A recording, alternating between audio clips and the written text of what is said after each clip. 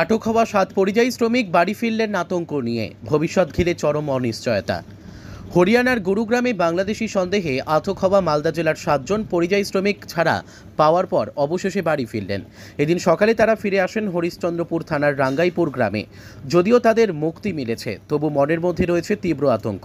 ভবিষ্যৎ নিয়ে উদ্বেগ উৎকণ্ঠা ছেয়ে রয়েছে তাদের পরিবার ও প্রতিবেশীদের মধ্যেও।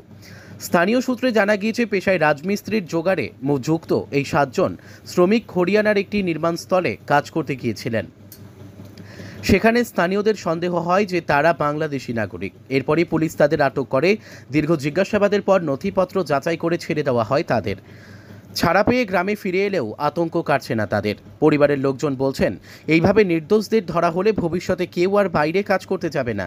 অন্যদিকে স্থানীয় পঞ্চায়েত সদস্য থেকে শুরু করে সমাজকর্মীরা বলছেন, পরিযায়ী শ্রমিকদের নিরাপত্তা ও পরিচয় সংক্রান্ত বিষয়গুলিতে আরও যত্নবান হওয়া প্রয়োজন। ব্যুরো রিপোর্ট, আমাদের টিভি। ওখানে অত্যাচার করেছিল কোনো? না, অতটা অত্যাচার হলে অতটা মানে কি, কোনো অত্যাচার করেছিল কি? হ্যাঁ, ওই একটু হুমকি দিয়েছিল, ওগুলো। মারধর করেছিল? না, মারধর করেনি, ওইটা করেনি। হুমকি কি দিয়েছিল? এই তো এগুলা বলছে, तुम बांग्लादेशी हो कि उधर का हो, तुम साला इंडिया में आ गया, हमारा पैसा लूट के लेके जाएगा पंजाब का। हाँ, वैसा ऐसा बोल रहा है वो। এরকম বলছিল? হ্যাঁ। কিন্তু কোনো মারধর করে তাদের অত্যাচার করা, অন্যরকম জামা কাপড় খুলে রাখা, এরকম কিছু হয়েছিল? না না, এরকম হয়নি। মানে নগ্ন করে রাখা, জামা কাপড় খুলে কাজ করানো, এরকম কিছু হয়েছিল? না না। জোর করে কোনো কাজ করানো হয়েছিল? হ্যাঁ, জোর করে বলতে কি, যে আমরা আগে ধরে না বলতো কি বাসন টাসন দিয়ে নিয়েও কিছু সামান আনতে হলে, মানে আলু চাল ডাল কিছু হলে ওগুলো আমরা কি বলবে নিয়ে আসা রাখ। কোথায়? ওখানে আমাদের ওখানে যে বৃদ্ধাশ্রমে যেখানে রেখেছিল। ওটা কি বৃদ্ধাশ্রমে রেখেছিল? বলতে পারছি না, ওরাও ঠিক খবরটা বলতো না, আমরা খুব জিজ্ঞাসা ট্রাই করেছি, বলেনি। ও মানে ধর্মশালা ছিল ওটা নাকি? মানে ডিটেনশন ক্যাম্প ওটা একটা বানিয়েছে? হ্যাঁ, সবকে দেখছি ধরে ওখানে রেখে। আর কেউ ছিল ওখানে? হ্যাঁ, অনেক লোক ছিল। মানে যারা ছিল সবাই সব এই পরিযায়ী শ্রমিক ছিল না অন্য কেউ ছিল? আমাদের মতন সব সিম্পল লোক, কাজ কর খায়। ওখানকার লোকজন ছিল সেখানে? ওখানকার বলতে কি সব ইসের ছিল, আসাম গুয়াহাটি, তারপরে মানে সবাই এরকমই? হ্যাঁ, আমাদের মতন সিম্পল লোক, কাজ কর খায়। এই হলো ব্যাপার। কতদিন থাকতে হলো ওখানে? আমরা বেশি দিন থাকতে পাইনি, 10 দিন। ওখানে খাওয়া দাওয়ার কি দিচ্ছিল? শুধু ডাল আর ভাত। প্রথম দিন দিয়েছিল অতটা ভাত, একদিন দুদিন রুটি দিয়েছিল, একটা দুটা করে, আর কিছু না। মানে পেট ভরা খাবার ছিল কি না?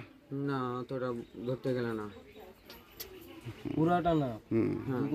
আর অন্যরকম অত্যাচার করেনি ওখানে? মারধর কিছু করেনি? মারধর ওগুলো কিছু হয়নি, ওই একটু খালি কাগজ দেখিয়েছিলেন? হ্যাঁ, মানে দেখাতে চাইছি, ওরা দেখেনি।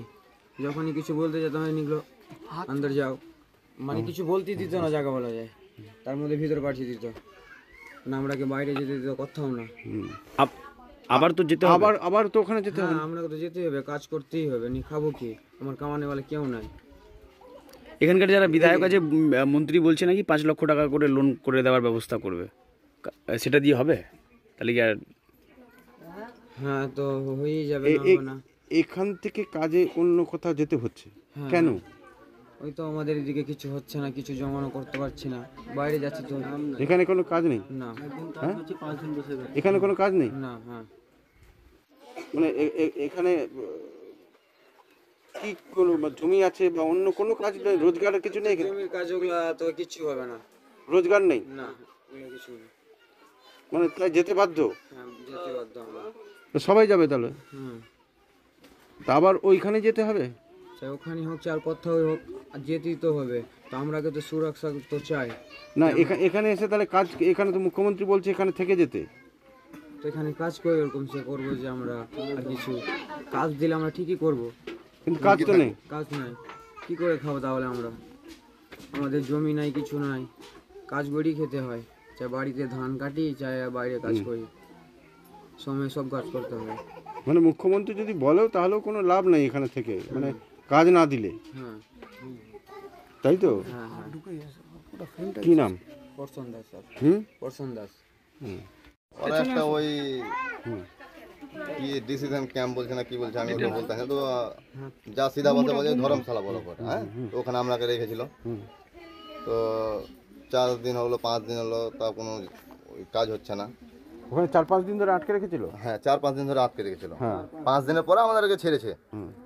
তো 3 দিনের পর আমাদেরকে নিয়ে গেল ওই ফিঙ্গার দেওয়ার জন্য। 3 দিন আমরা 3 জন ছিলাম, আর ওই আসামের ছিল, কলকাতার ছিল।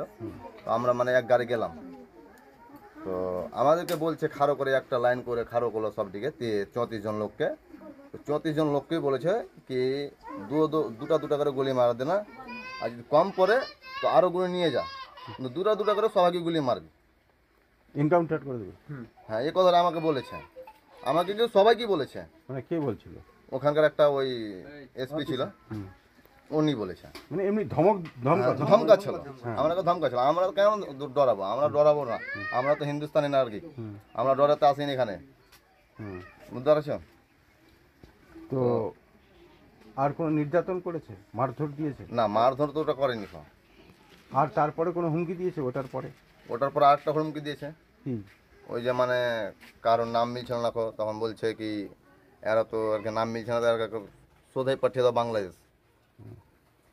ঠিকই আছে, আমরা কেন বাংলাদেশ যাব? আমাদের কেন নাম মিলবে না?